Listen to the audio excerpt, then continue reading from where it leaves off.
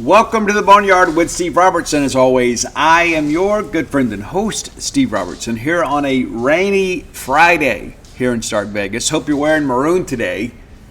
Always great when we rep the brand. We're Bulldogs through and through on good days and bad days. But it's a rainy day today. There has not been any announcement made in relation to any change of schedule for the baseball weekend. As a matter of fact, just moments ago, the Mississippi State official baseball account tweeted out the game day graphic with 6 p.m. start time still listed.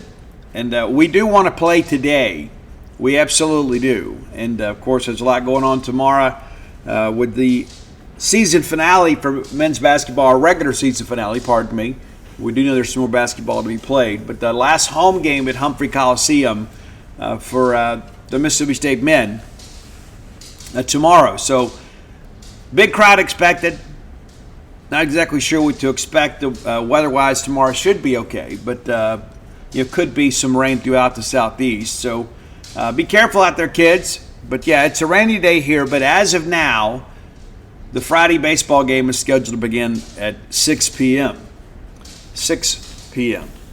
A lot to talk about today. Mississippi State women wrapped up their SEC tournament experience after this one game. Not the result we wanted nor needed, though the ladies are still projected to make the NCAA tournament.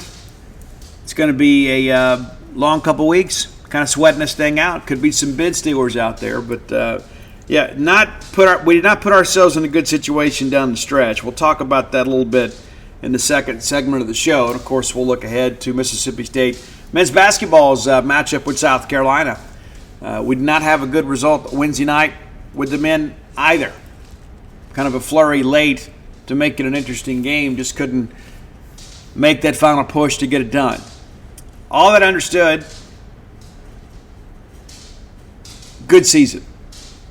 Could be a really good season when it's all said and done. I still think this team is capable of some good things in postseason play. I know many of you do, though it's a bit frustrating right now. We never thought we'd be here basically in the last week of the season kind of sweating this thing out. But again, State, men and women both projected to be in the tournament. I would feel a whole lot better with one more win on the men's side.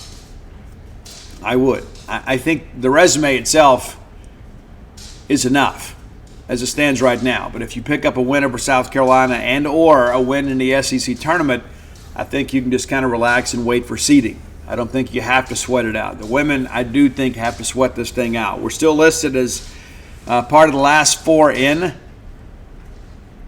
We may ultimately be in the play-in game. So, some postseason basketball expected. But do not look for the women to accept an invitation to the women's NIT if we don't make the big dance. That's kind of been widely known here for, 10 days or so. But hey, it's a great time to always go get a great hamburger from Bulldog Burger Company. I love Bulldog Burger Company. You will too if you don't already. You may already have an incredible love affair with that fine establishment. 3 great locations to serve you: University Drive here in Stark Vegas, Gloucester Street there in Tupelo, Lake Harbor Drive in the Ridge and Flowood area. Go by, have the spring rolls as your appetizer. You'll be glad you did. They'll make everybody around you better looking, including yourself. It's true. Get that chocolate shake to go, maybe perhaps some bread pudding. When you go put your feet under their table, they're going to take care of everything. All you have to do is provide the atmosphere yourself, your own attitude. They're going to do a good job with the ambiance of the establishment. You bring your appetite, bring a good attitude, everything else is taken care of for you. Nobody doing a better job out there than Bulldog Burger Company. The place where people go to meet, M-E-A-T. All right, before we get into basketball stuff, I want to start with baseball. Mississippi State set to host the Purple Aces of Evansville for the first time ever this weekend. And again, just got another text message. As of now, game is still set for 6 p.m. So Evansville is an interesting team, and we'll get into the numbers a little bit here. They're 7-5 overall, 4-1 at home, 3-4 away. Hadn't been a good road team. But they opened the season with a road series win against Oral Roberts. And Oral Roberts was a very veteran team last year. A little different deal this year. But they put some big runs up. They scored pretty extensively. They have been a very good offensive team. The numbers reflect that.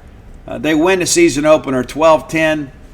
Lose that one 12-10. They bounce back on Saturday to win 14-3, and then win a nail biter on Sunday 7-6 to take the series. Pretty significant. Then they get Bellarmine. It seems like everybody in the Midwest plays Bellarmine. Played that game in Evansville, Indiana, at German American Bank Field Park at Charles H. Braun Stadium. I guess they just call it Braun. But it's a 16-6 affair. The next weekend, they head down to New Orleans and take on the Privateers. We'll see them next week in Biloxi. They lose game 1 10-8, and then lose in 10 3-2, and then salvage the Sunday game 18-4. That game just went 8 innings. The only Southeastern Conference competition so far for the Purple Aces was Vanderbilt. 7-3 win in favor of Vandy. That was a Wednesday night game. Vandy threw 5 pitchers. And Evansville only had 3 hits in the ball game. Only had 1 hit through 6 innings. They get a solo shot there in the 7th, and then push a run across there in the 9th, I believe. But they did that with the 4th and 5th pitchers of the night from Vanderbilt. It was a Johnny Holstaff day for the Commodores. But listen, Vandy always pitches it pretty well. But when you see an offense like this and see the gaudy numbers that they have, and you say, hey, 3 hits against an SEC team, and you got to feel like our weekend pitching is better than Vanderbilt midweek pitching. And that's not to be that we're all high and mighty. We've had some struggles on the mound the last 2 years. But our weekend pitcher should always be better than other SEC midweek hurlers. All right, last weekend it was a 4-game series with Purdue-Fort Wayne, and a team that really has not done much at all this year. But 18-5 winners on Friday. On Saturday, they had the doubleheader. They split that 11-3 and 16-3. The second game going the way of Evansville in an 8-inning affair. And they come back on Sunday and win 10-9. So no midweek game for them. They'll come in here fresh. They should have all of their arms available to play Mississippi State. That's always interesting. And again, I think about next week. We got 2 midweek games before we open SEC play. And so we're going to have to be really smart how we manage that, kind of navigate that. Probably we could have somebody go out there and eat up some innings and save some arms for the weekend to be a good thing. Probably been better served playing 2 midweek games this week. But I never know what the situation is with the Shuckers, right? I mean, it's like we want to go down there to Biloxi. And we've done that. We've gone down there the week that we open SEC play. So we'll head down there and figure some things out. Back in 2020, you recall, we had Texas Tech in 2 games down there and then came and played SEC baseball. But it is what it is.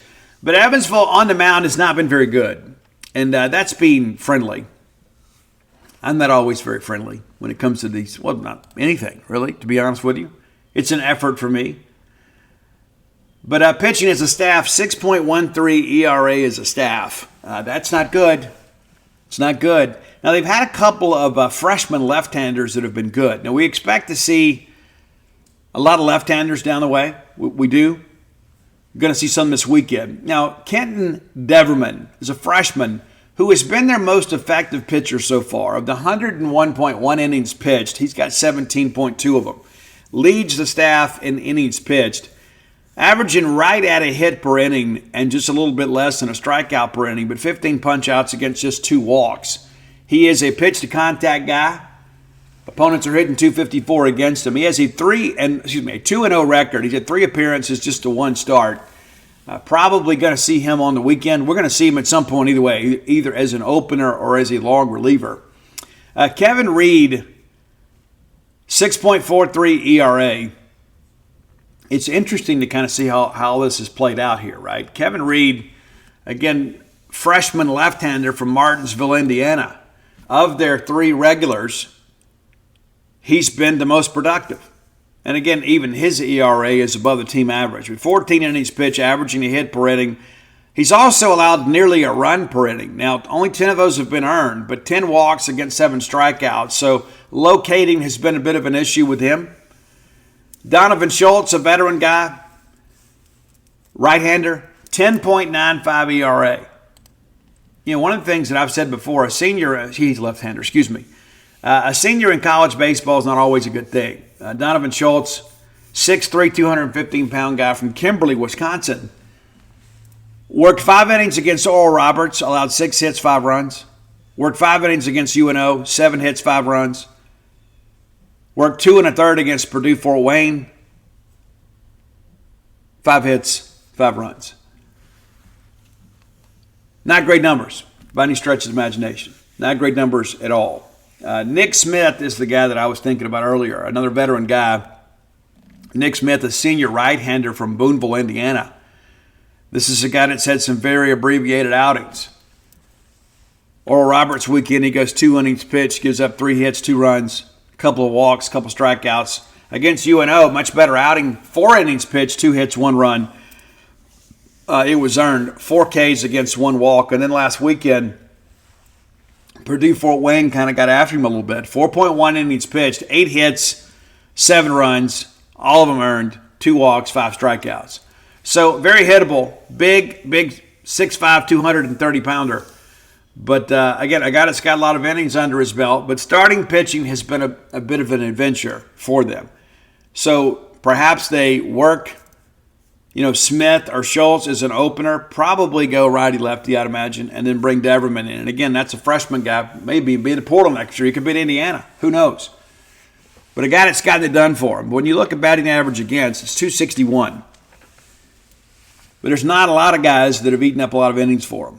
They really do it by committee. Nick Smith, the starter we just mentioned, just 10.1 innings on the year, 13 hits, 10 runs, all of them earned, 5 walks, 11 strikeouts. When you're giving up a run per inning, it's going to be a long ball game. Opponents are hitting .302 against him. But again, you work through this and you begin to realize they're going to kind of piece this thing together. They don't really have anybody that can work deep into games. That's what makes it also interesting to me. They're winning games on offense. That's what they're doing. They're able to swing it a little bit. 17 home runs as a team, 41 doubles. They are a launch angle offense. Now, the leading hitter on the team is Mark Schallenberger. Mark Schallenberger's hitting .447. Yeah, that'll stand up. He is a grad student, 6'2", 220 outfielder by way of St. Louis, Missouri. Got a couple tanks on the year. Got 3 tanks on the year.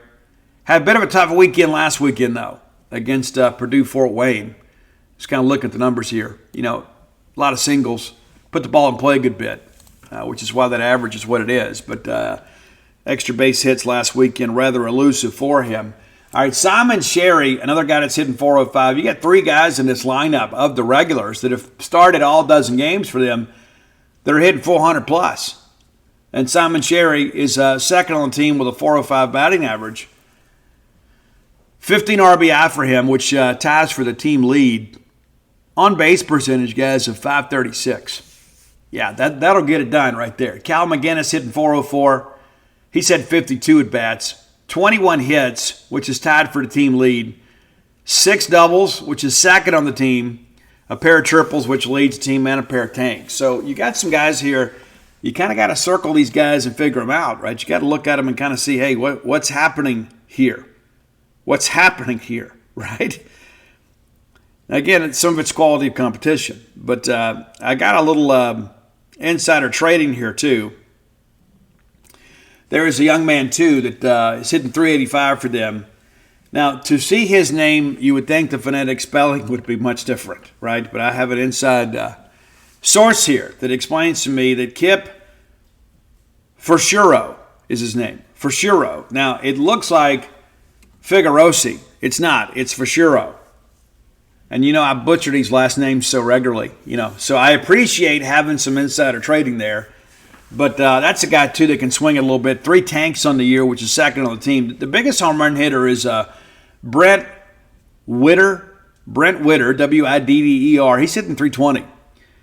They like to run the bases a little bit, too, and they've been pretty effective with that, too. 20 stolen bases in 24 attempts. Now, opponents are kind of running at will against them, too. We talked about the Southern Miss factor, too. Southern Miss, if memory serves me correct, the only caught stealing they've had this year was on a busted hit and run. They don't do a good job holding runners. Neither does Evansville.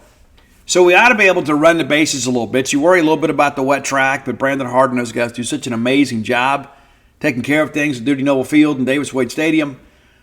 So I suspect that we'll have a good playing surface. But you wonder maybe if it's a little bit damp out there in the dirt. I mean, you can put some Diamond Pro out there. I guess in the old days we put kitty litter out there. You still may have a little bit of residue out there. So it might save everybody maybe a click there. But this is a team from Evansville that has a very, very exciting offense. And you would look here and say, you know what, Steve, well, they're probably one of these feast or famine teams that just swings for the fences all the time. That's not true. 72 walks as a team. So they're not just up there just, gripping it and ripping it and hoping for the best, swing hard just in case we hit it. You're going to have to throw strikes, and we've had a really good experience here as of late throwing strikes. But there's going to be some balls put in play. And don't be surprised if they score some runs and we win some games 10-5 or 10-6. But I'm expecting a sweep this weekend. I know you guys may see it a little bit differently, but you hate to go into the weekend saying we have to sweep. I don't know that we have to sweep, but we certainly want to sweep. We have to win the series. But we've also got to make up a game somewhere too. Those Austin Peay losses, even though Austin Peay is 10-2 on the year, they still kind of haunt us a little bit because we should have won them both. And we forget that. We should have won both games. We didn't. And so we've got to find a way to kind of make that up a little bit. You had the sweep last week. You get a sweep this week. Of course, that gives you 4 winning series with back-to-back sweeps. It also extends your winning streak to 9 games heading down to Biloxi next week. And so we need to have some juice. And what's interesting, too, I wrote an article. Maybe you checked it out. If you didn't, it's a free one over at genespage.com, the Mississippi State affiliate for 247 Sports. And kind of identifying some issues here pitching wise, and I got a lot of notes here, so you forgive me if you hear the pages flip there. But our weekend starters right now, 3 starts apiece, right? It's a 2.24 ERA on the weekend. Now, we weren't able to claim anything close to that last year. Now, some of that's got to do with better defensive play, but more importantly, the point that we're not walking a lot of people.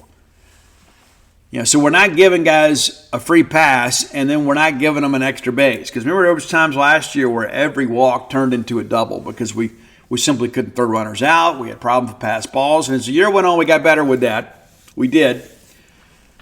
But this is a much different scenario, right? We've got to go out there and throw it, and especially with a team like this that is not just going to sit back and let you walk them. They're going to go out there and be aggressive. If you look through some of the numbers, too, there's a lot of aggressive swings early in counts. So it's like they clearly have a plan. Their approach is, hey, we're going to go up here and we're going to attack fastball, and when we get it, we're not going to miss. And again, team batting average is 345. But they haven't faced anybody like they're going to see this weekend. And I have a lot of confidence in their dome. Of course, Cal Steven has had 2 really good outings and 1 not good outing. And then Drangelo been excellent, absolutely excellent. I think the numbers are 5 hits on the year. It's nuts to think about that. 3 games in and he's allowed 5 hits. Pretty crazy. It really is. But 2.24 ERA on the weekends for the starters. Now, your bullpen, and of course, you've had some guys in the bullpen that have started games, so I had to back those numbers out. But in relief appearances this year, Mississippi State's earned run average is 3.5. That's not great, but it's a lot better than it has been, right? You'd love it to be a little bit closer to 2, but you can kind of live with 3.5, especially considering how reliant we've been on the bullpen in the midweek. Well, Steve, why have we been so reliant on the bullpen in the midweek, you ask? Well, I'm so glad you did. It's because our ERA in our 4 midweek starts, 16.70. Yeah, Evan Sierra, in his outing against Austin Peay, worked 2 innings, allowed 1 run, and it was earned. And that's the game we lost 3-2. Betts abandoned us that night. We pitched it well enough. Tyson Harden, of course, has been really good out of the pen. His first 2 innings against Austin Peay were really good, and certainly got in that 3rd inning, just couldn't locate. He's charged with 4 earned runs in that game. You get into Carson Ligon. He's only had 1 inning as a starter and gives up 3 earned runs, 4 total. And then Colby Holcomb, in his start against Jackson State, gives up 5 earned runs. I'm not ready to give up on any of these guys. And obviously you've seen Sierra and Tyson Harden do some really good things for us out of the pen. And just this past Tuesday against Southern Miss, both those guys are absolutely outstanding. But Carson Ligon's a guy that obviously was very highly recruited. He was a Friday night starter at Miami. And I begin to wonder, if he's not 100%. They talked about him having some tightness last year. They shut him down.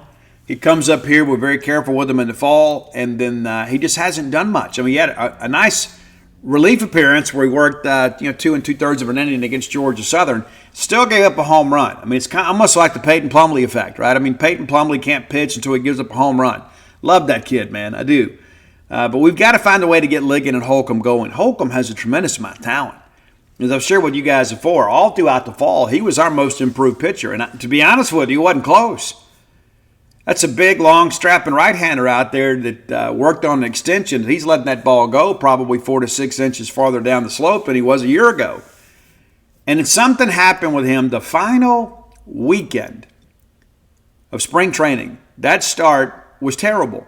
And you tried to just kind of explain it away and say, well, I guess he was kind of due for one because he's been so dominant throughout the fall and the early stages of spring. But he's had trouble with walks.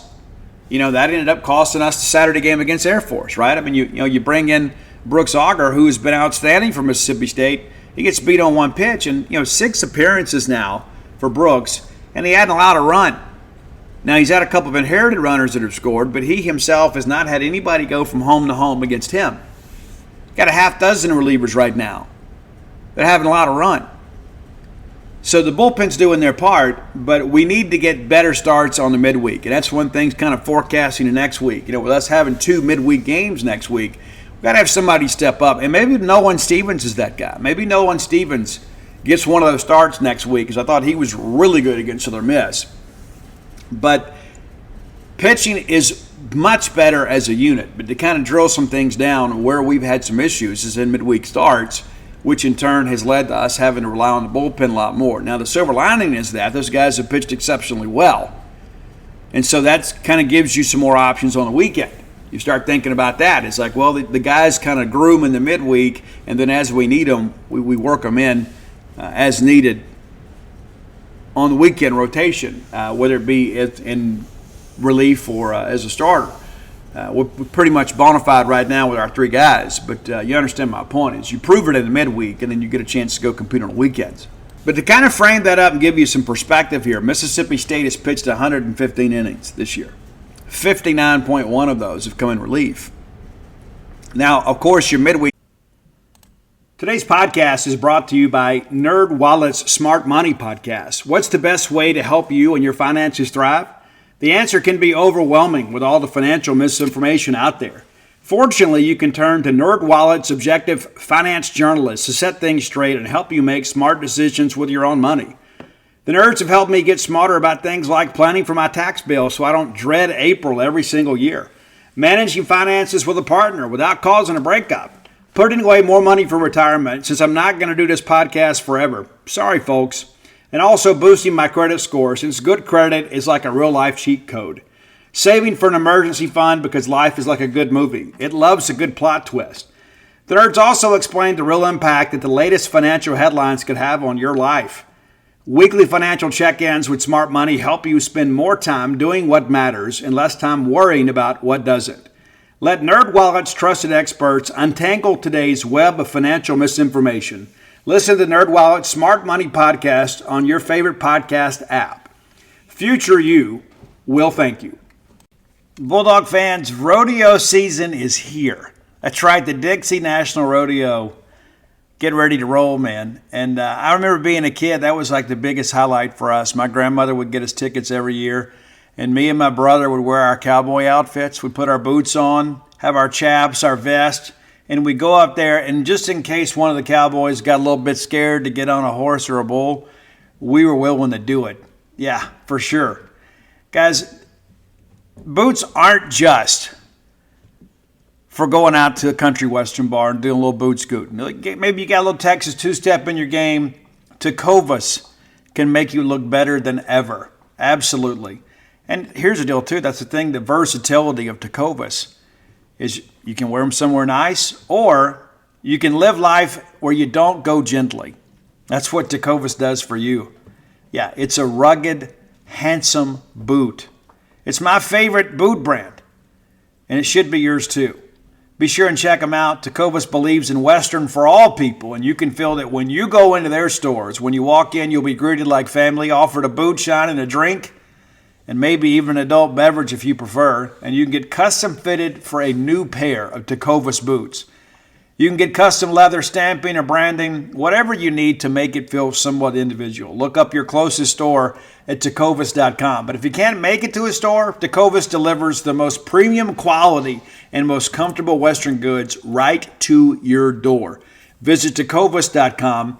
That's TECOVAS.com. And you know what, partner? Point your toes west. Games a lot of times are Johnny Holstaff games because you want to get some guys some work.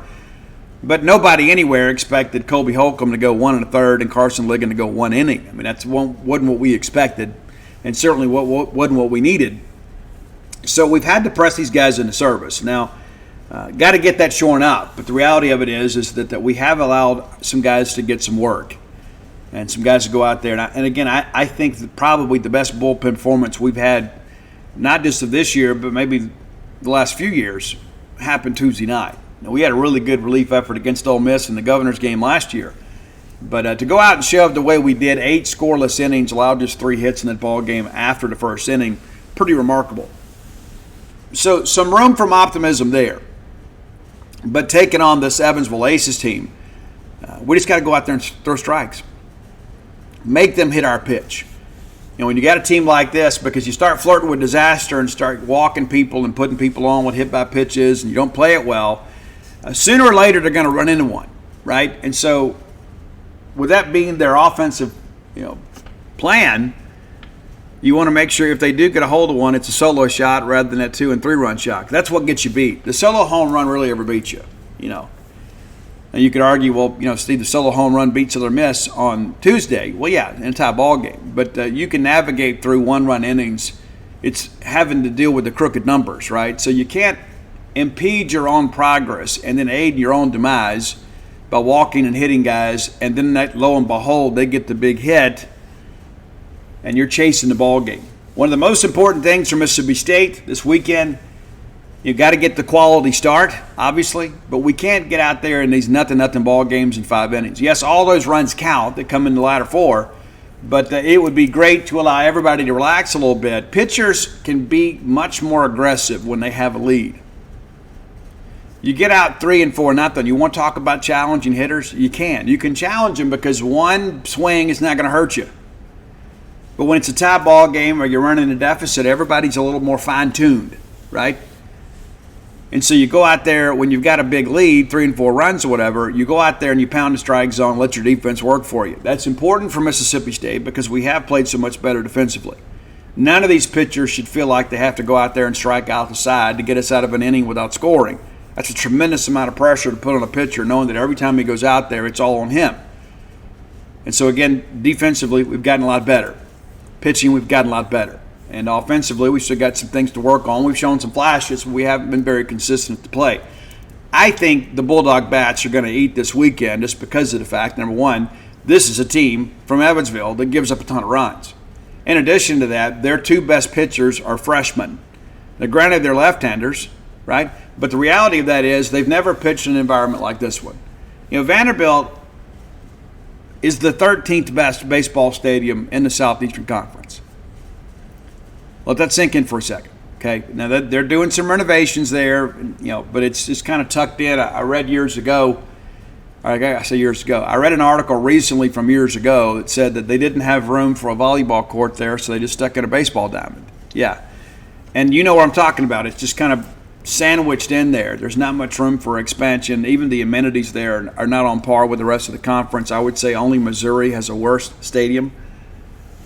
But the atmosphere at Vanderbilt leaves a lot to be desired. You guys know when we went up there and won the Super Regional in 2018, we brought the atmosphere. We did. And so you may have some people tomorrow that you go to basketball, come to baseball later. But we need a raucous environment at both venues. A lot to play for on the men's side tomorrow. An awful lot. And so we encourage you, If you have tickets to both games, please, please, please, please attend both. Don't say, well, Steve, I can go out there in the lounge and I can drink with my friends, and it's not as expensive as buying those beers. And, the Mississippi State men's basketball team needs you to be there. And so I'm never going to ask you to opt over men's basketball to go to baseball, especially a non-conference series that we should win handily. It's a huge, huge ball game tomorrow against South Carolina. So we want to encourage you to be there. We're going to talk about that here shortly. But the reality of this is a series Mississippi State should handle without any issues. And I think you're going to see some guys that have struggled a little bit at the plate take a step this week. We need to get as much confidence built up as we can heading into next weekend as the LSU Tigers come to town. And for those of you that hadn't done so, please buy some tickets for the games in Biloxi. You guys do such an amazing job selling those games out. And I remember being a kid, man, we had a chance to go see the Bulldogs play in Jackson at Smith Wills, and it was such a great thrill to be able to go do that. So pack the kids, take off work a little early, and go watch the Diamond Dogs as they take the show on the road down there to Biloxi. It'll be a home crowd. There'll be a handful of people there, obviously, from South Alabama and UNO. It'll be a great opportunity and a great experience. They do such a good job down there at Chuckers. They do. And I already got my room booked. I'll get up and leave Tuesday, kind of mosey on down there and check in, and then we'll go cover a ball game and get a good night's rest, cover another one, and head back to Stark Vegas and get ready for SEC play. But, again, I'm expecting a good weekend for Mississippi State. I don't think that Evansville can beat us unless we just have a meltdown on the mound. I think offensively we will take some solid strides. I just don't think they've got good enough pitching to really shut us down. They just don't have that guy. You're counting on two freshman left-handers to come in here and shut down an SEC offense, and that's a big challenge. Pitching in an environment like we have at Duty Noble is not for the faint of heart. And you got to know these kids from Evansville just have never played in front of a big environment, especially those young kids. And so even going to Vanderbilt, it's an SEC team. It's a team that you see all the time in the rankings, but it leaves a lot to be desired. I mean, the weekend atmosphere there is terrible. You can only begin to imagine what it was on a Wednesday night game in Nashville with so much to do. So, again, we're calling for the sweep. Mississippi State needs a sweep. That would certainly take our winning streak out to 9 games as we get ready to head down to Biloxi and see all those great Bulldogs on the Mississippi Gulf Coast. We encourage you to come out and be a part of that and support the Bulldogs on all courts and fields of play when they come to your neck of the woods. All right, time for today's Top 10 list. As always, brought to you by closewithblair.com. That's C-L-O-S-E with Blair, B-L-A-I-R. You're closing a mortgage loan. And Blair, my friend, your friend, our collective friend in the mortgage industry, is going to get that done for you. Guys, 23 years of experience, back-to-back-to-back, top 1% close ratio in the country. It's ridiculous. We're talking like Alabama-type numbers, right? Alabama football, right? That's what it's like. Have somebody from the home team go to work for you. That's Blair Chandler.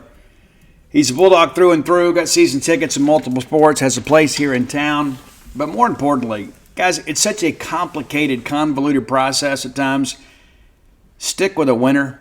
Yeah, there's a lot of people out there that want your business, and rightfully so, right?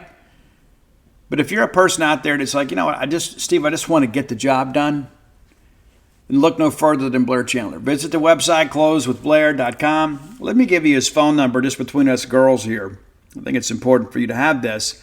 You can call or text him directly today. Not a call center, not a receptionist, none of that kind of stuff. It goes directly to him. 601-500-2344. Again, 601-500-2344. Hey, a lot of people out there going to be competing for your business, right? But I'm just telling you, it's good to have a friend, a friend in an industry that maybe perhaps you're not quite as familiar with. And so I'm sharing my friend with you. So share your business with him. Well, you're looking for a game day condo, which is amazing. A lot of people are like, get the game day condo and say, Steve, when I retire, we're going to sell the house and just move to Starkville.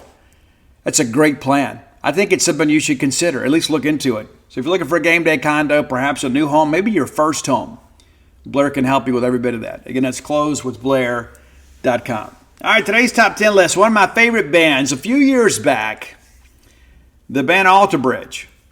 Maybe you're familiar with them. They're basically Creed with a better singer. All due respect to Scott Stapp, Miles Kennedy's one of my favorites, for sure. And so the very first album, One Day Remains, was basically some material that Mark Tremonti and the guys had written for Creed, and then they departed from Scott Stapp. And unlike some other bands, rather than just hire a new singer, they changed the name of the band. You know, AC/DC was able to pull it off. Motley pulled it off, but not with the same level of success that AC/DC has. But a lot of bands out there just change singers. Mark Tremonti and those guys decided, hey, let's do something completely different. There was a lot of angst in many respects about Scott Stapp. You know, there was some adult videos that made the rounds out there, and people kind of painted him as a hypocrite. And I got a newsflash for you. We all are hypocrites, every one of us. Just different degrees of hypocrisy. Every one of us is a hypocrite. We are. You can say what you want to. I believe in having integrity in what I say and do, but, at some point, we've all probably cut some corners we shouldn't have. Right? And so let's be forgiving. Of course, Creed and Scott Stapp, the whole crew, are going to be at the Brandon Amphitheater here pretty soon. So I know many of you have tickets for that. Enjoy the show. But Alter Bridge with Myles Kennedy and 3/4 of the rock band Creed have put together a great, great run. It's incredible. It really is. I love Alter Bridge. I love Creed. I like Alter Bridge better. And not just because of the fact that Myles Kennedy, I think, is a better singer. I think the lyrical content is even better. And a lot of it's because Myles Kennedy helped us some of the songwriting. Now, the first album, Myles didn't have a lot of input. He was basically a singer for hire in many respects, and the album was a huge hit. And Alter Bridge has become one of the biggest bands in the world. You said, but Steve, I've never heard of them. Well, I can't help you there. I can just tell you the record sales and sold-out arenas all over the world point clearly to the fact that Alter Bridge is one of the biggest bands in the world. And so they did a great show, and I was so looking forward to this because I like it when these rock bands or metal bands work with a full orchestra.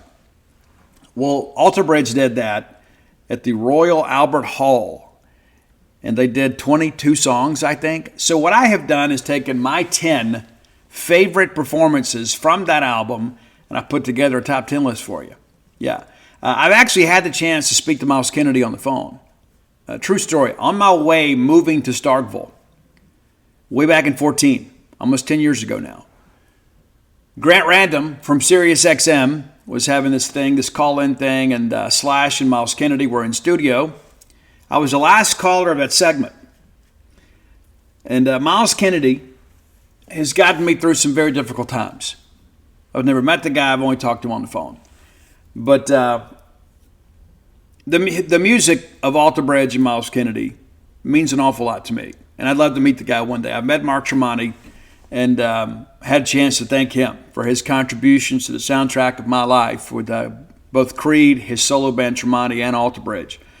But Myles is very special to me. And of course, his wife is a young lady that works in counseling, does a lot of work with addiction. And so I'm supportive of the whole family in that respect. But I just told Myles Kennedy and Slash, which is super cool to be able to talk to Slash on the phone, regardless of how it all happens, right? I mean, the guy's an icon. I said, guys, I'm a firm believer in this, that everybody has a little piece of God in them. Everybody does. And when you guys perform, and Myles, when you sing, the little piece of God in you speaks a little piece of God in me. And Slash is like, dude, that's some heavy stuff right there. I wish I could find that segment and clip it. I would love to share it with you guys. But, that's the thing with me. There's so many bands out there that have meant so much to me. And one of the coolest things for me is to be able to tell them thank you. Because there's still people doing a job. They just got a cooler job than the rest of us, right? But so many times we forget they're humans too. And I think it's important to be able to share with people what their music has meant to us. And I've been so blessed and fortunate so many times. And I don't get starstruck very often.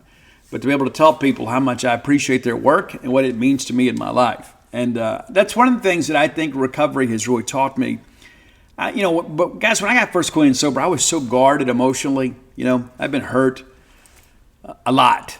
And some of it of my own making. But what maturity and long recovery has taught me is there is nothing wrong with opening my mouth and offering my appreciation and thanks to other people. And I don't mean the obligatory, hey, thanks a lot. You know, a lot of times we say that just because it's social custom. But to look somebody in the eye and shake their hands and say, hey, I appreciate everything that you do. And some of you have done that to me, and I can't tell you what that means to me. Yeah, I can't. I sit here toiled away sometimes at this keyboard, making myself go blind, taking the dogs in and out and that sort of stuff. And, it's been a busy stretch. We got the new business open, True Rest. Please go ahead and book, if you will. That's truerest.com. You can call Dana right now, 662-268-7601. She'll get you guys lined up, answer all your questions. But we've been in the process of doing all that and all the money that goes along with all that stuff, and you begin to question yourself, and you're like, oh my gosh, what are we doing? What are we doing? What are we doing? But the thing that I'll share with you about that is that the very first time that I floated, I was out in Albuquerque, and Dana turned to me after I walked out, and she goes, when we retire, we had to get one of these in Starkville. We had to open one of these in Starkville. I thought, why wait?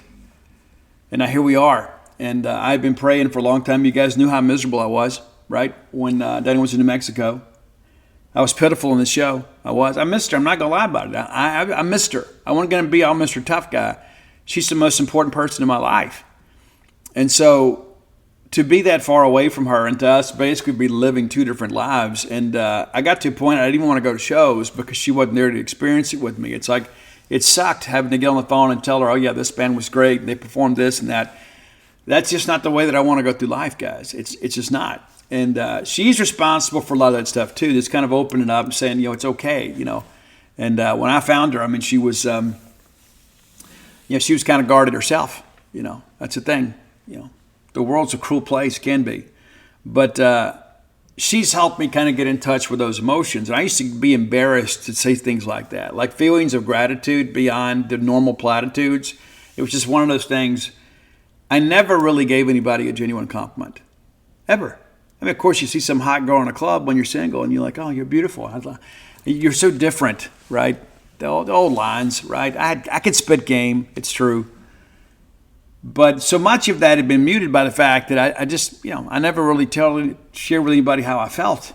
And so as I've gotten older, the more I appreciate the fact that when people offer those words of gratitude to me, I know what they mean to me.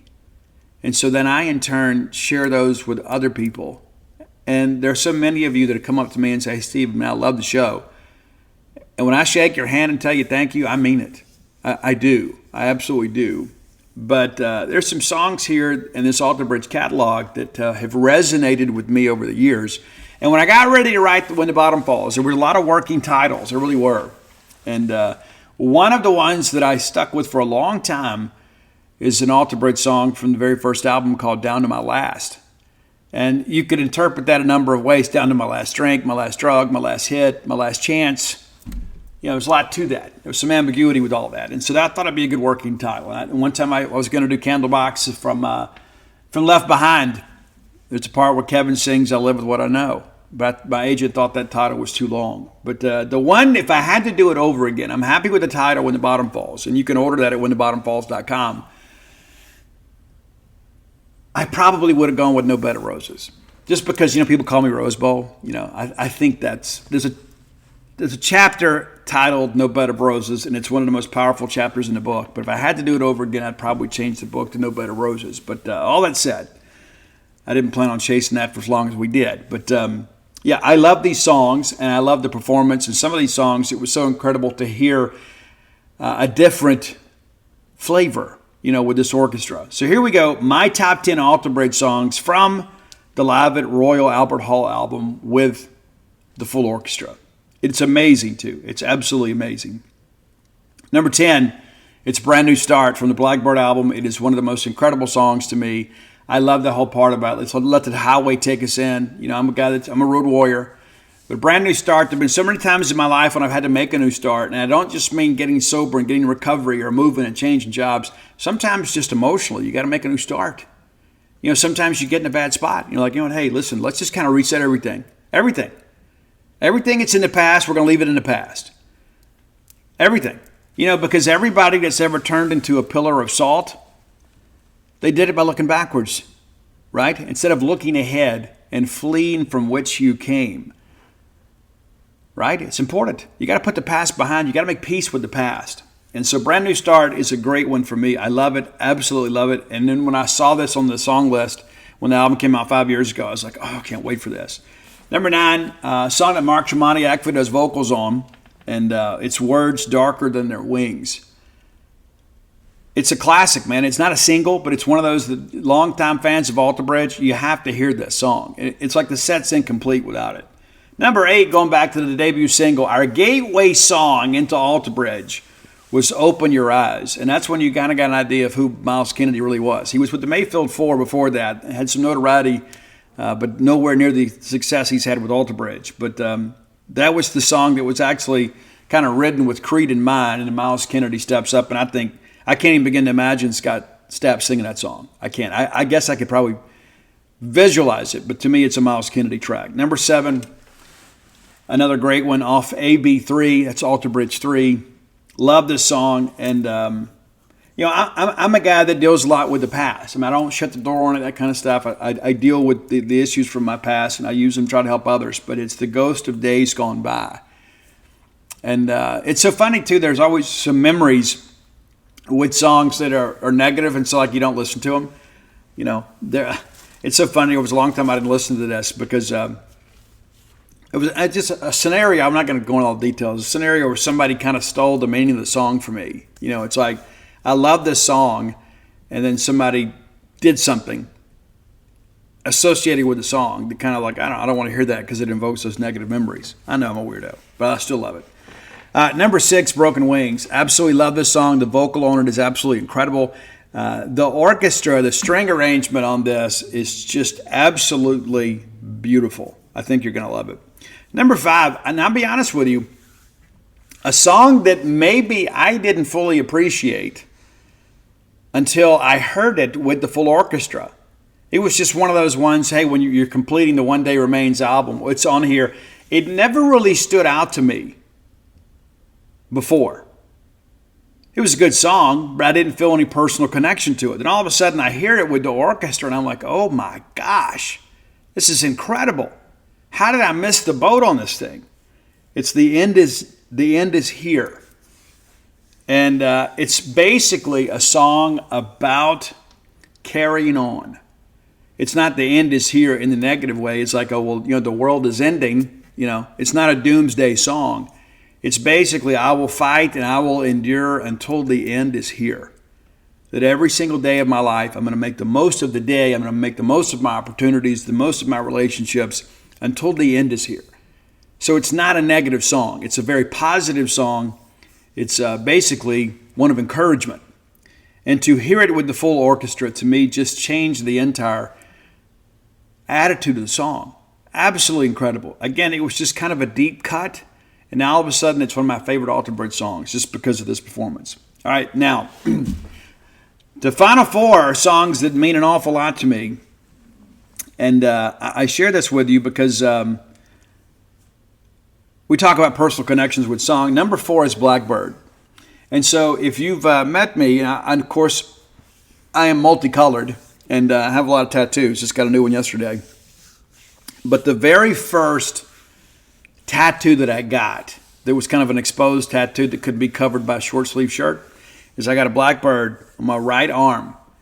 And it was a visible tattoo, and it really changed me as a person. I said, I'm going to be who I want to be without apology. I don't care what anybody else says or does. The song Blackbird is the title track from the second album. And when my dad died, that song meant an awful lot to me. And in many respects, it's his song. Now, Miles wrote it about a friend of his where he got his first guitar from. He lost him at a young age, and the song is dedicated to his memory. And there are a lot of people out there. If you don't know Alter Bridge, I would say Blackbird's the song that I want you to hear first.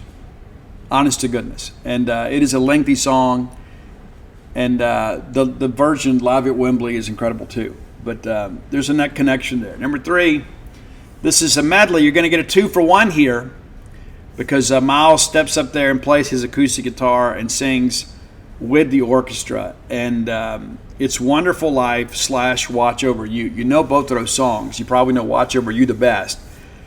But to hear the crowd sing with that orchestra, it gives me chills. It does. But Wonderful Life is is another one of those songs that, to me, it's connected to somebody else that's passed away. And that's really what the song is about in many respects. It's about, someone is losing the love of their life to death. And that's really what it's about. So I'll never love like this again. What a wonderful life. It's one of those things when you begin to think about life, about what really matters and what it means in the end. And I've said this on the show many times. I've written this. But at the end of your life, those that gather by your bedside, those are the people we should focus our energy on now. It's not going to be your work friends. And you may have some great work friends. You may have some great work colleagues. It's not going to be your neighbors. It's not necessarily going to be your fishing buddies. Not that those relationships don't matter. But the people that gather by your bedside to help you transition into the next phase of life. And those are the people, in my estimation, that we should focus our energy on now, not just then. I'm not going to be that guy laying at my bedside table and say, "Hey, you never really knew how much I loved you." No, I'm going to tell them every day, every single day. And then there's probably nobody in the world outside of maybe these supermodels and these Instagram models that get told how beautiful they are on a daily basis more than she does. Because I'm going to share it. I don't know how much time I got left, right? I'm not going to wait to the end and have regrets that the people I love didn't know that I loved them. But Watch Over You is the second part of this, and it is one of those songs that has brought me to tears more times than I can count. And there are times with this song where I have been the protagonist, and other times I have been the antagonist. It kind of depends on where I am in life. But the song, in many respects, is about addiction. And it was, if you watch Celebrity Rehab, it was the theme song to Celebrity Rehab. It is one of the most emotional songs I've ever heard in my entire life. And it's true. And I think that the authenticity kind of resonates with people. But again, you get a 2-for-1 there. Wonderful Life / Watch Over You in one track. So it's top 10, but it's actually 11 songs. All right, number 2. And this was my grandmother's song when I lost her. And lost her to Alzheimer's. And it's one of those things, too. She was the strongest woman I've ever known.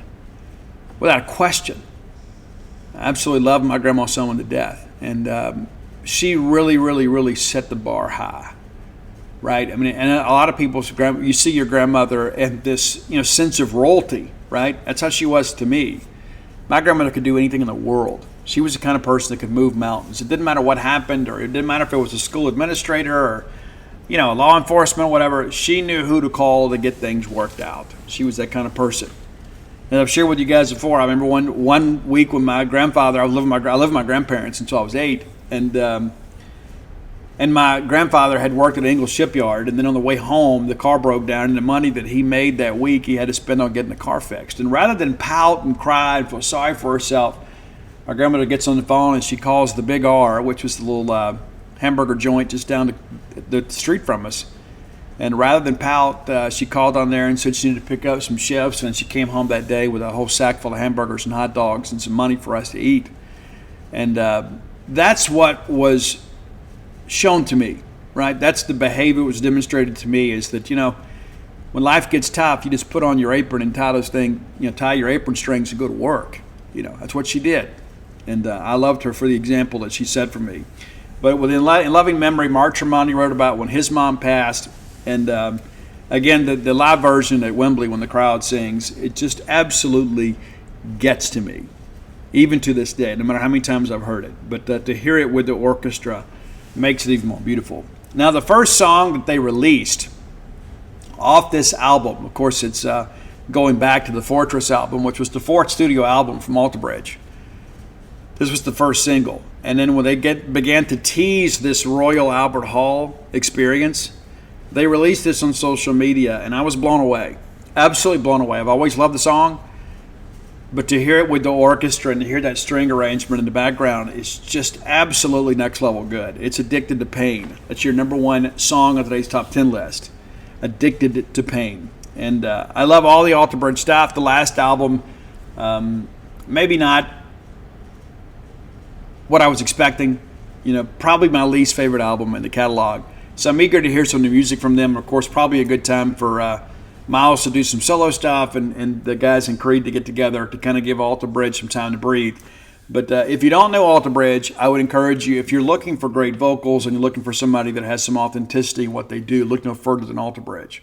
If you have ideas for the top 10 list, please reach out and let us know. Best way to do that is to hit up Roy on Twitter at Dawgmatic67, Dawgmatic 67. Maybe give Roy a follow. He won't post pictures of his food or anything like that. It's just usually our great list and Mississippi State content. He's not a prolific tweeter, or Xer, or poster, whatever we're calling it these days. But all that understood, Roy can take care of it. And you can find our great list on Spotify at Dawgmatic672. Maybe you just hit the subscribe button there or the follow button, and our great list will just populate. A lot of people have reached out and said, Steve, I appreciate the list. They give me some good ideas, turns me on to new bands, and reminds me of some old tunes that I've forgotten. So thanks, as always, for your support of the Top 10 list.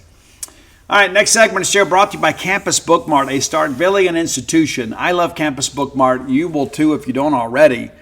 Next time you're in town, go by and see their smiling faces. Every time I go in there, they hug me. I don't know if they do that for you guys, but they always hug me when I go in there. And I love Susie. She's great. I love them all. But Susie is always the hugger, right? She's great. Love her to death. And I've been there forever and a day. She's an institution there. Miss Kathy Brown, everybody involved at Campus Bookmart do an amazing job keeping the Mississippi State family outfitted in the latest Mississippi State merch. Yeah.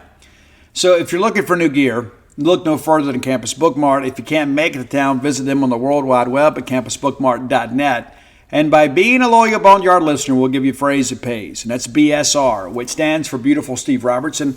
That gets you free shipping on all orders over $75. Any order less than 75 bones, absolutely incomplete. Again, that's campusbookmart.net. Okay, let's talk women's basketball. As much as we don't want to, we're going to. It was not good yesterday, and it has not been good for a while. You know, we beat Missouri on Senior Day, and Missouri is an awful team, and that was still a tussle for a while. I don't know what's going on with our team. I really don't. And I've reached out to some people that are a little more closely in tune than me, and everybody is kind of perplexed. A lot of people have theories, but the reality of it is ever since we lost that game to Ole Miss, we have not been the same team. We had a chance to finish in the top 4 in the SEC and avoid play in the first 2 days of the tournament. And as a matter of fact, we were tied for second in the league behind South Carolina. And since that time, things have just gone in the tank. And you lose that game at Oxford in overtime, a game that we probably should have won. And I begin to wonder, what do we look like now as a team? Have we been able to pull that thing off? One more defensive stop, one more offensive conversion, and you win that game in regulation. But instead, we lose in overtime, 75-71. And then we lose to Kentucky at home. Wasn't good. We knew going to Alabama was going to be tough, and it was. We lose by a dozen there.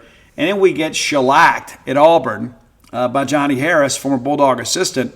And so the losing streak hit 5 games. What's interesting is you had a 5-game winning streak before that. So we have been streaky, to say the least. So you get that 90-75 win over Missouri, and as Sam Purcell said, finally starting to kind of get healthy again, kind of getting people back. Jacqueline Jordan's had some issues, and then it kind of affected her endurance. But she got back, had a really good third quarter in that ball game, and so we win. And so you feel like, in many respects, the monkey's off our back. Guys, we got whipped yesterday, 72-56, and let's just kind of call it for what it is, man. It's a game we could ill afford to lose. Now, again, we're still projected to be in the tournament, but we need the chalk to hold. Ladies are 21-11, 8-8 in the Southeastern Conference. That should be enough to get us in the tournament. 20-plus wins, 500 record or better in the Power Conference. We should be in. But if we do get in, it's going to be by the skin of our teeth. And if we don't make the tournament, again, I've been told we're not going to accept a bid for the women's NIT. But this was an ugly game. Neither team shot it well in the first half. And you look up there, you're down 25-21 at the break. You think, okay, we're just down 4. We'll get Jessica Carter going. This third quarter will be ours. Guys, we got absolutely worn out in that third period. Absolutely worn out. Texas comes out, makes some adjustments. A&M comes out, makes some adjustments. 26 points for them and just 14 for us. So it's a dozen. And so really, short of a miracle comeback in the fourth, and fourth quarters have kind of been our albatross at times. It's a even quarter at 21 all, and that's not enough. Not when you trail by a dozen. And so not a good end to the regular season. Maybe some time off to rest and get our legs back under us will be good. But, it wasn't good. And it's not good. And there's no way to sit here and put lipstick on this pig with a straight face. Jessica Carter yesterday morning, 12 points, 8 rebounds. And it just felt like she should have been maybe the straw that stirred the drink, just 6 of 12 from the floor, and it's not like she's shooting three-pointers.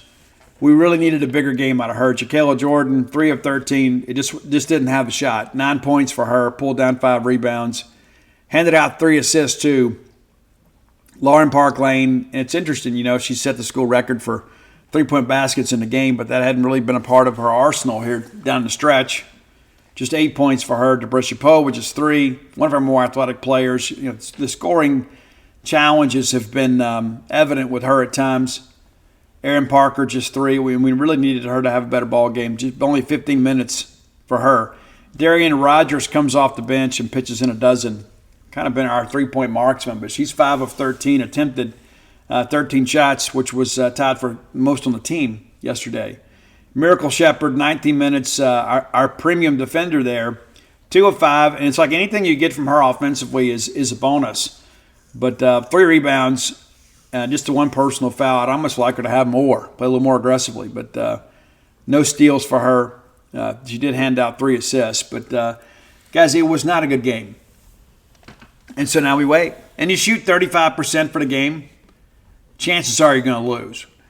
A&M shot nearly 46%, and in that fourth quarter, when we were trying to get caught up there, 80%, 8 of 10 from the floor. So now we wait, and there's a lot of angst, and people are upset. Purcell this. Guys, Sam is the same guy, okay? And the thing about it is, Sam was, the number 2 at Louisville. And even though we're 2 years into this thing, he's still learning how to manage a roster. He's still learn how to navigate through a full season when he's the guy pushing the buttons. I'm still on the bandwagon. I know some of you aren't. I am still on the bandwagon. Of course, when you lose 6 of 7, you're going to erode some of your support within your own fan base. And that's happened. It's true.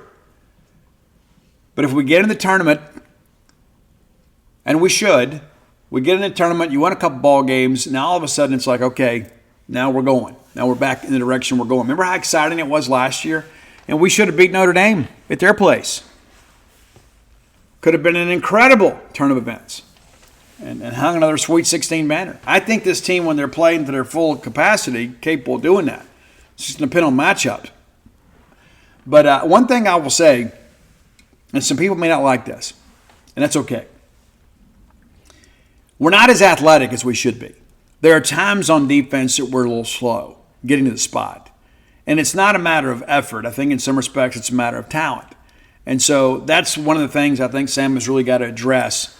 And I think that's one of the more important reasons to not go to the women's NIT is to go ahead and get to work in the portal and try to reconstruct this roster. You're going to have a lot of players kind of move on, But if we don't, win a game or two in the tournament, I think you got to classify the season as a disappointment. I mean, you're already disappointed now with how the season ended. You had a chance to do some very, very special things and make life a lot easier on you in the tournament. And now here we are clinging to hope that we're going to make it. And let's be honest, down the stretch, we have not played like a tournament team. Just kind of call it for what it is. And it's okay to be honest. And who's to say we won't survive the truth? The truth of the matter is we have not played well. And there have been at least one quarter in every game that we have had somebody come out and just take us behind the woodshed. And that's just one of those things that can't happen. You can't constantly be chasing the game. Because how many times have you seen it? We get down at the half and we come out with our hair on fire in the third quarter and we catch up or take the lead and it takes everything out of us. In the fourth quarter, we don't have anything left in the tank. You got to manage your game a little bit better. You do. So, still a Sam Purcell fan. Even though I'm disappointed with how our regular season has ended, but it can be a new season for us. If we make the tournament, of course, we're not going to be seated very high. Probably even being an 8-9 type game, perhaps a play-in game, and you come in and play as an 11, but maybe that's a good thing for us. But this is a team that's capable of winning a couple games in this tournament. I don't think they're going to get beyond that. But right now there's a lot of Bulldog fans right now that are kind of out on women's basketball right now, and that's sad to see. But that's the thing. When you don't win, you lose the casual fans' interest. It's true. There's not a lot of just tried and true women's basketball fans. There's a lot of people that are Mississippi State fans that support the Bulldogs because it's Mississippi State. It's not about the players, the coach, or the sport per se. It's, hey, Mississippi State's competing, and I'm a Mississippi State person, so I'm gonna cheer for the Bulldogs. But we don't have the relationship that we had with the players a few years ago. And part of that, too, is because they had accomplished some incredible things that have never been done before in school history. And so you look back at them in such a favorable light because of the contributions they made and the memories that we made together collectively. This group's a little bit different. It is. And we want to have the same feeling, but in order to have the same feeling, we got to get similar results. And you guys are still showing up for basketball games, still doing a great job. But as long as we get in the tournament, I think there's a chance that you can put a happy ending at the end of this story. And again, we're going to look back and say that in many respects, maybe our expectations were unfulfilled. But I think we all felt beginning of the year, this was a tournament team, no doubt. No doubt. When the additions that we made through the portal, we really felt like, hey, you know what? With what we have coming back and what we've landed in the portal, we will definitely be a comfortable tournament team. So the fact that we're not, the fact that we're even questioned that, basically proves that our regular season didn't go the way it should have. But all that understood, again, I'm still in the Sam Purcell corner. I'm still on the bandwagon. And I think with this team having a chance to get some rest, and again, we've had some players that have been sick, give them some more time to recover. You've got a chance once you get in the tournament. Anything can happen in the NCAA tournament. That's one of the reasons that we love it so much. That's why we hey, just get us in because you never know. We may have a little maroon magic for you. And so excited to see what happens next with Mississippi State women's basketball. But again, if we don't make the tournament, it's going to feel like a season of unfulfilled expectations. All right, final segment of the show brought to you by the Stark Vegas Clubhouse. Guys, just Google Stark Vegas Clubhouse. Just do it right now. Well, after the show's over. Or you can pause the show. My feelings won't be hurt. If you're bringing a large group to Starkville, you need to be using the Stark Vegas Clubhouse. Completely renovated. It's the old clubhouse, the old country club. And now it's available to you. 5 bedrooms, 2 baths, got the great back porch area, the fire pit area, the wet bar. Plenty of room to move around in there. So you've got some communal areas where you can work or you can just congregate, sit, watch some Netflix, eat some cinnamon rolls, have an adult beverage, got that full-service kitchen. So you don't have to constantly go out every night. When you go lease 5 hotel rooms, you have to go out there and grab food. Wouldn't it be great to cook, right? Go buy some groceries, and everybody can kind of eat when they want to. Or maybe you can have a big meal, so much less expensive to do the cooking yourself. With a full-service kitchen there's no reason you can't. The whole time you stay here, just run to a local grocery store, just go ahead and stock up with adult beverages and food for the entire trip. So whether you're maybe you're getting all the guys together, or maybe all the girls together, or maybe you're coming in for ball game weekend, maybe you need to work in the Golden Triangle area and you need a home base. Well, this is it, the Stark Vegas Clubhouse. Now, when you Google Stark Vegas Clubhouse, it's going to give you the option to book through VRBO, Airbnb, or the Evolve website. Now, you can book whichever way you want. It makes a difference to me. But, maybe I ain't got it like y'all. I like a promo code when I can get one and save a few bucks. So if you book through the Evolve website, I can give you a promo code to save you 10% off your stay. That's BSR10. BSR10. To save 10% off the Stark Vegas Clubhouse when you book through the Evolve website. Be sure and check it out. Okay. We're kind of tired of hearing about Texas A&M. I know we are, and I am. It's been a tough week for the Mississippi State Bulldog basketball teams against Texas A&M. And I was really disappointed and really thought we had a chance late to maybe pull that thing out and steal a victory. It's senior night. They came out all jazzed up, and they got up on us early. And to our guys' credit, we didn't quit. And that's the sign of a coach team. But the fact that we were in such a big hole was a big part of it. I mean, you look up one point, we're down 23. You win the second half 37-30 and still lose the game, by 6 points. But, give Josh Hubbard a lot of credit. Down the stretch there, he hit some big shots, and it just felt like we were starting to get just enough stops there. I guess at one point we had, a 17-0 run, something like that? I think that's correct. But, I've seen some people saying, hey, well, Josh Hubbard is becoming a ball hog. Hey, I absolutely want him to be a ball hog, and Chris Jans does too. Josh is a volume shooter, and Josh is a guy that makes things work for us. 9 of 23 from the floor. It's not a great shooting percentage, but he did ram home 5 3-pointers. And listen, when you get in a game where there's separation like this and you're playing from behind, you better be shooting 3-pointers. You got to find the most efficient way possible to get back in the mix. Cam Matthews, 29 minutes, 6 of 9 from the floor, a dozen points for him, 4 rebounds. I thought on the glass we got beat up a little more than we should have. I really thought we'd have an advantage there. They got us about 1, but I really felt like with them being a little bit thin in the post, we should have exploited it a little bit more. Tolu Smith, 26 minutes, 4 of 5 from the floor, and 4 rebounds, 4 personal fouls, got in some trouble early, and just 8 points. There was a time you look up, he hadn't even attempted a shot. What's amazing to me, too, and I've seen some social media commentary about this, guys, we attempted 7 free throws in this game. Now, was it a situation where they were just swallowing their whistles? I don't know. I don't know. Because, they shot 20 free throws, but they were running a lot more offense in the paint than I expected. And 15 or 20. And you look at it and say, you know what, that's the difference in the game is we didn't get to the line enough. Well, some of that is because of the fact we didn't force the issue enough. And with Tolu in foul trouble, of course, you can't get too aggressive down there. There was one foul down there that I thought, really just kind of a silly foul. The basket counted. That's on that Josh Hubbard jumper. And Tolu clears out Anderson Garcia. So the shot was already in the air when the foul was committed. So they count the basket. That's a foul we just can't have there. But, again, give the kids some credit for not quitting. But, Shaquille Moore, just 2 points. 0 of 3 from the field, made a couple free throws. Sean Jones, just 2 points. You always need the third scorer, but you can't have 2 of your starters combined for 4 points. Simple as that. And one of the things, too, and I mentioned this, too, guys, outside of Keyshawn Murphy, and he didn't have a great game either.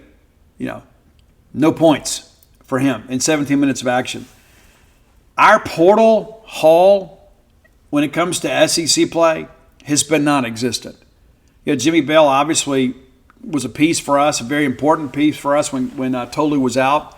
We hadn't played him a whole lot. You kind of expected that. He's kind of back in his role because Tolu's the more gifted offensive player. That said, we went and spent a bunch of money in NIL because we knew we had a strong nucleus coming back. We needed to get some perimeter shooters. We needed to get some depth. And here we are, basically the same team we were last year, with the exception of the addition of Josh Hubbard. That's where we are. Now you can say, well, Steve, that's not fair. Well, it's true. It's true. I'm sorry if it hurts your feelings. We're not getting the portal contribution in conference play that we should. Now that can maybe evaluation, and there's always a reason guys are in the portal, right? It's true. But the reality of it is that when I look down the stretch here, the guys that we expected to be maybe not difference makers for us, but solid contributors for us from the portal have not been. Of course, Andrew Taylor no longer with the program, and he's in the portal now, and I'm sure he's going to file for a hardship year, and, they'll just say, hey, things just weren't right with me at Mississippi State. It's why I didn't play. It's why I missed things, and there's probably maybe some truth to that. But the bottom line is this, is that we went out and made a sizable investment in the NCAA transfer portal, and we're not getting the return on that investment in SEC play. Those are facts. That's not an opinion. That is a fact. And if you argue against it, you're just not being honest with yourself.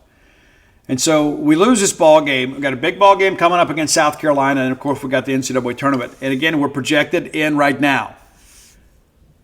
I don't want to be in a situation we are with the women where we lose the final regular season game and then the tournament game. Of course, the ladies won against Missouri, but you understand my point.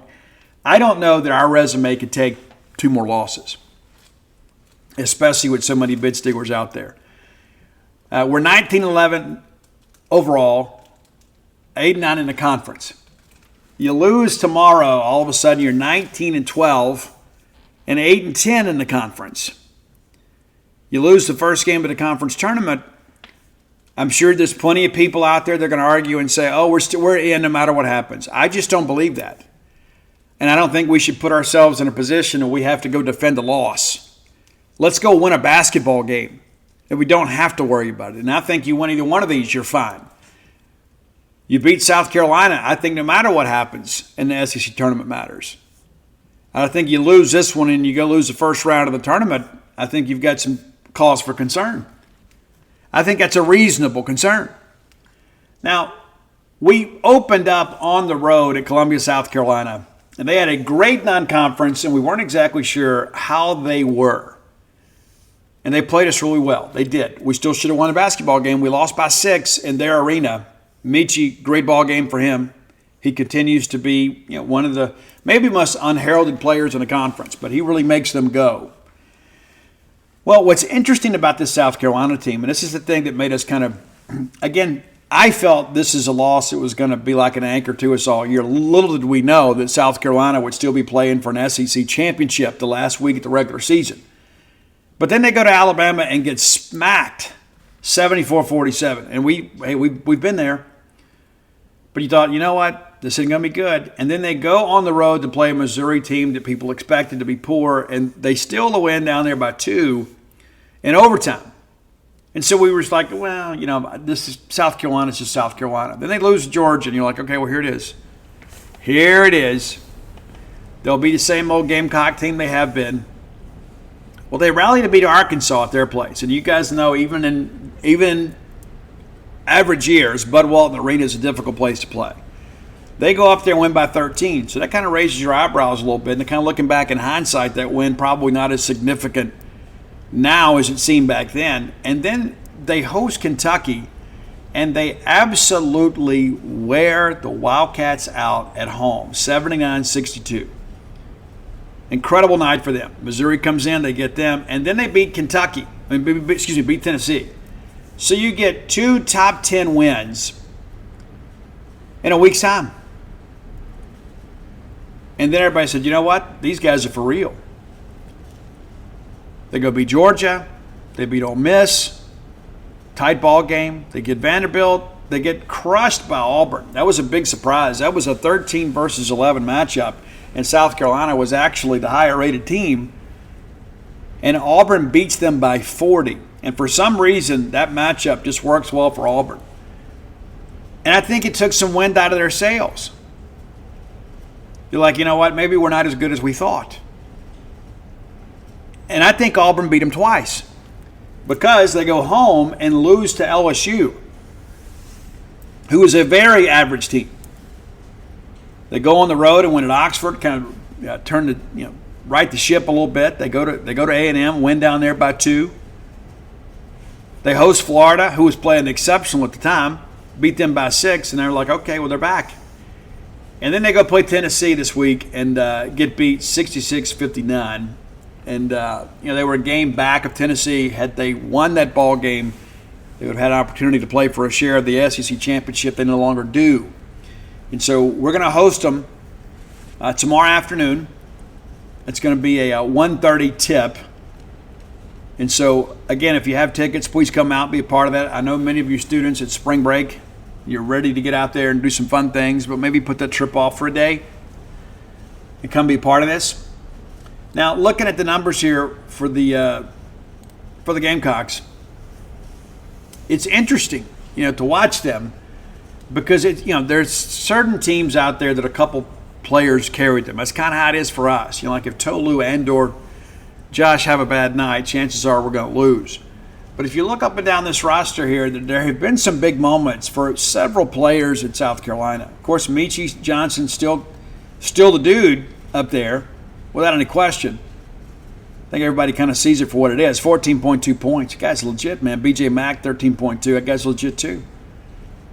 Miles Stute is a guy, too, that's rather interesting, too. Just 9 points, but he is a guy, too, because of his three-point accuracy, and he's shooting right at 39%. he's taking some big shots for them. And so you look at the volume shooting of Meechie Johnson, 155 three-point attempts, which leads the team. He's made 52. But percentage-wise, Stute is really that guy in many respects. It's the thing you look at. You begin to think about every bit of that. Guys that just simply are a piece that make your team better. And that's him. We're going to have to defend the perimeter. We're going to have to stop the dribble drive, for sure. I don't think they can match up well with us in the post. I think Tolu will play inspired basketball. I won't be the least bit surprised if we win this ball game. Nothing that happens tomorrow in Humphrey Coliseum is going to surprise me. Nothing. Now, South Carolina has come out and been a very, very good defensive team in the first half. So don't be surprised if we're down a couple baskets at the break. I'm calling for the upset. We need it. And again, you win tomorrow, nothing that happens in the SEC tournament means anything at all. And again, a lot of people are forecasting us in. I just don't want to leave anything to chance. And I think this is be a great send-off. And also, too, when you look at the way the schedule has worked here as of late, we've had to play some very difficult games on the road. That A&M game is the one that's one down the stretch I thought we might be able to get. We knew these Final Four were going to be difficult. We were hoping for a split. We're not going to get that. But maybe we can take down South Carolina, who I think mentally may be a little bit checked out. I think they're already getting ready for the tournament. No, they've got a lot, left to play for in that respect.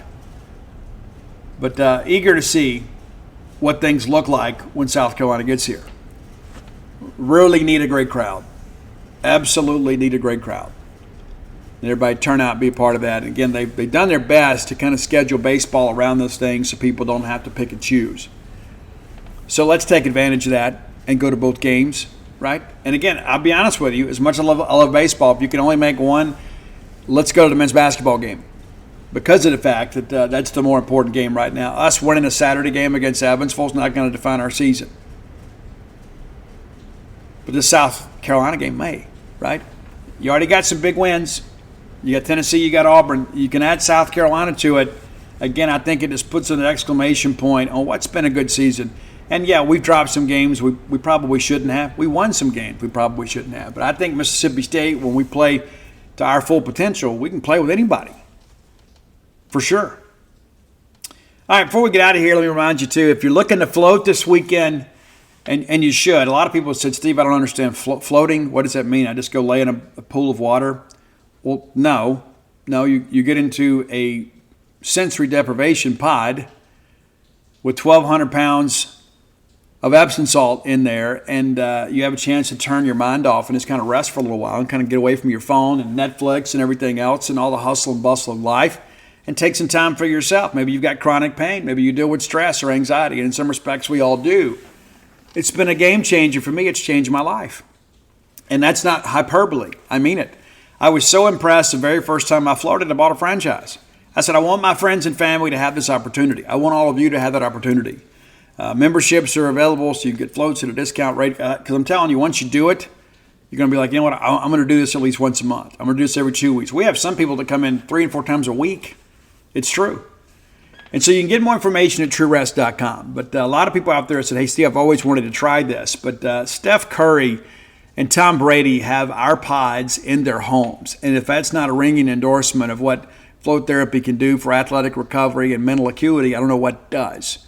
If it's good enough for the GOATs, it's good enough for you. So again, you can call 662-268-7601. My lovely wife will be there to answer all your questions. Or you can just download the True Rest app and you can schedule right then and there. You just go ahead and pick out Starkville and it shows you all the times that are available and you can jump in one of those. And again, as these baseball weekends happen, Friday gets busy and we start booking up on Saturday and Sunday. And so we're not going to be at 100% capacity yet. We do think Super Bulldog weekend and maybe the LSU weekend we will be. But we encourage you, come be a part of it. If you're an out-of-town traveler, I just want to say I've always wanted to try it. Well, you can be a one-time floater. It's fine with us, for sure.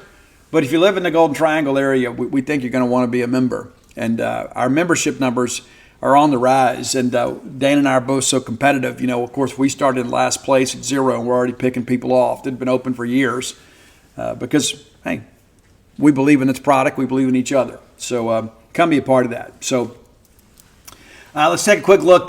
Baseball schedule for the weekend. There has been some adjustments. Alabama and Lipscomb decided to play early, and they've had their own delays. There's all kind of craziness. But here is the schedule as it was reported. Auburn and Austin Peay. That's today. Northern Colorado's at Georgia. Kennesaw State at Kentucky. Purdue University, Fort Wayne, the team that recently played Evansville, is at Missouri. Illinois State is at Vanderbilt. Longwood is at South Carolina. Illinois is at Tennessee. St. Mary's of California is at Florida. Evansville, of course, here. URI, Rhode Island, headed to Texas A&M. And Lipscomb in Alabama, and of course Xavier's at LSU, and then Morehead State is at Ole Miss. And so that'll be interesting. And taking a quick look at the standings, just because of the fact that we're getting ready to go into SEC play. But we haven't had, I would say, a ton of surprises in the league right now. I think the teams that were expected to be good have been good. I think Kentucky may be a little bit ahead of what people expected. They had a veteran team last year, and those guys played in a super regional against the defending champion LSU Tigers. Had to go down to Baton Rouge and make a game of it, and really happy for Nick and those guys. But 12-1. And what's interesting, too, is Nick is a guy that's willing to go on there to help with the RPI and go on the road in non-conference because it's an RPI-built schedule, right? He's very, very intelligent when it comes to that stuff. But Tennessee enters the weekend 13-1. They're 11-0 at home. Of course, they drop a game out there in one of those kind of preseason tournaments. But Georgia's 12-1. Kentucky's 12-1.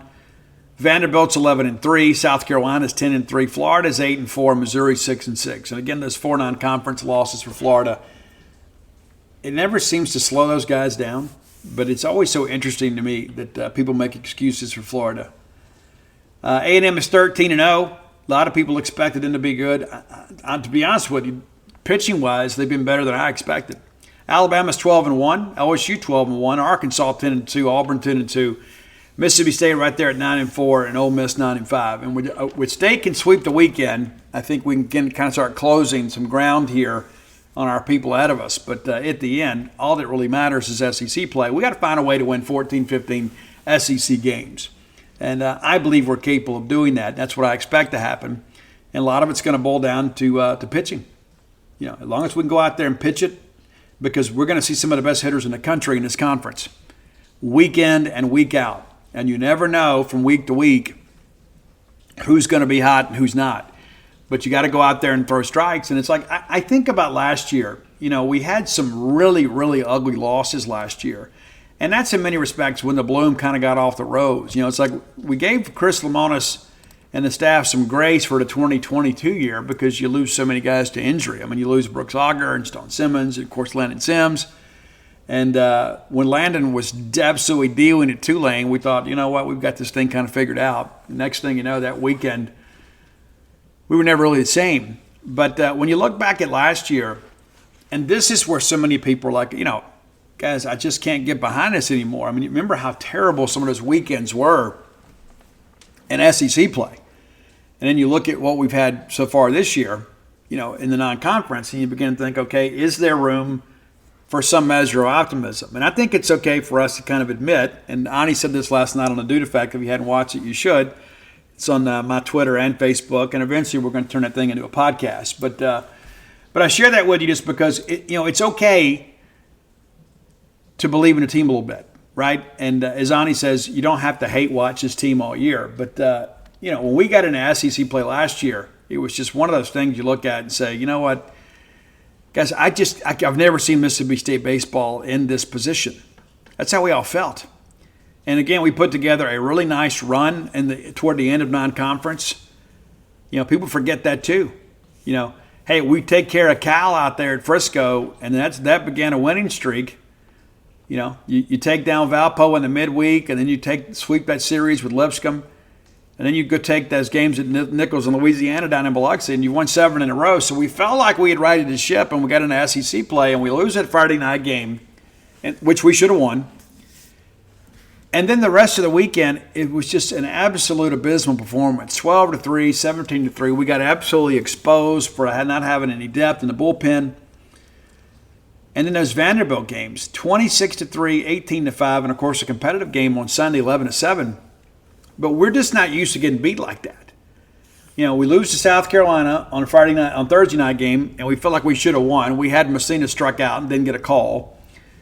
And then we 10-run roll South Carolina and come back the next day, and you were right in the thick of things, and the bullpen just collapses. But the amount of runs that we were giving up last year were just gaudy. And there's a lot of people within our fan base who are like, you know what, Steve, I'm just going to take a wait-and-see approach until we get the opportunity to see how we, kind of stack up against SEC competition. But if you told me last year, like, hey, the Super Bulldog weekend, State takes 2 out of 3 and should have swept.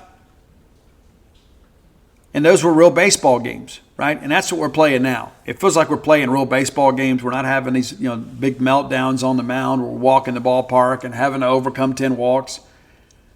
And then we go to Auburn last year, and again, we get beat 2-1. We win 11-10 and get beat 12-11. 3 one-run games. We lost that series at Auburn. We knew we were probably in some trouble. We pitched it pretty well against Ole Miss, and then we go to Knoxville and had a chance to win that game on Thursday night. I was there. We lose 8-7, and then the rest of the weekend, it's like we couldn't get them out. 25 runs the last 2 ball games. And that was the thing last year. There's so many people, like, it's just so embarrassing because we love Mississippi State so much to see our team in these lopsided scores in the wrong direction. We make the pitching change. We fire Coach Foxall. We head down to Baton Rouge. Yeah, we got blown out on Friday night. We threw off. You remember we threw Evansville. And lo and behold, Baton Rouge was hosting the number 2 team in the country, LSU. We go down there and win that series, 9-4. And then we knew that LSU's bullpen was very sketchy. We took advantage of that on Sunday. And you win the series against the eventual national champion. And then we had A&M come in here, and it just felt like, hey, we got a chance to take this series. And we did. We win it Thursday night on a Monty Larry walk-off, and then on Friday we lose 6-4. And again, I still don't understand why we pitched to Laviolette again, but that's just me. And then the bullpen collapsed for us. But that's the thing this year that I think maybe gives some more room for optimism. And until we get into SEC play, there's going to be a lot of skeptics. And listen, we've earned that. We have. But let's go win a series this weekend. And again, I'm calling for a sweep. And let's see if we can't go take care of business in Biloxi, and then we'll see what we can do with LSU next week. But again, we're not playing LSU this weekend. We're playing Evansville. So let's not worry about LSU until they get here. Let's go out here and take care of the Purple Aces and stack up some more wins, get this team some confidence, and establish some roles and get this team prepared for a very rugged SEC schedule. It's a very, very difficult start for us. And so you find a way to get through these first few weekends, pretty close to split. I think you can have some real optimism down the stretch. But it's a one-game-at-a-time deal. You just never know from one weekend to the next who's going to be available and who's not. Go to WhenTheBottomFalls.com. You can get the newest book, When the Bottom Falls, and, of course, all my sports titles are there as well. That's Flim Flam, Stark Villains, Alpha Dogs, and Dog Pile. And every Bulldog needs a copy of Dog Pile. You can get Stark Villains gear at StarkVillains.com. And as always, come be a member with us over at GeneSpage.com. Right now you can get 30% off the annual subscription rate. And we'd love to have you come be a part of that. But until next time, let's all live our lives in a way we make more friends than enemies, and people can see a difference in the way we live.